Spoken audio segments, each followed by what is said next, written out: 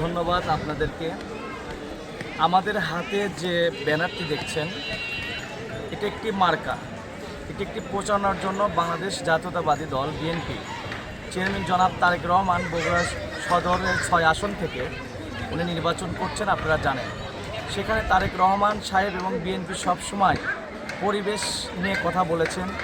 পরিবেশের কিভাবে উন্নয়ন করা যায়, পরিবেশের যে কাজগুলো সেটা বিএনপির মাধ্যমেই বগুড়া থেকে ইনশাল্লাহ শুরু হবে।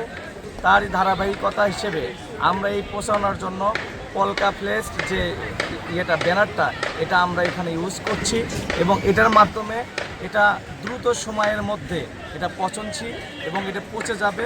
এটা পরবর্তীতে এটা একটি জৈব সারের উপর রূপান্তরিত হবে।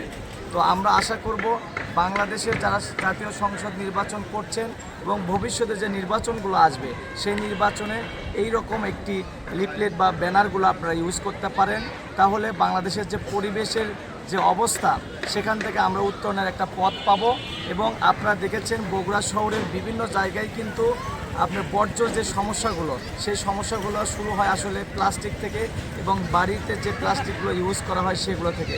ভবিষ্যতে আমাদের দল ক্ষমতায় আসলে এই বর্জ্যগুলোকে আমরা এটাকে রিসাইক্লিং করে জৈব সারে পরিণত করব এবং এটার মাধ্যমে আমরা এই জৈব সার শুধু না, এটাকে আমরা একটি সম্পদে পরিণত করব। তারই ধারাবাহিকতায় এই লিফলেটটি আমরা আজকে থেকে এখান থেকে শুরু করছি। এটা পুরো বগুড়া 6 আসনে এটা বিভিন্ন জায়গায় প্রচারণা চলবে। ধন্যবাদ।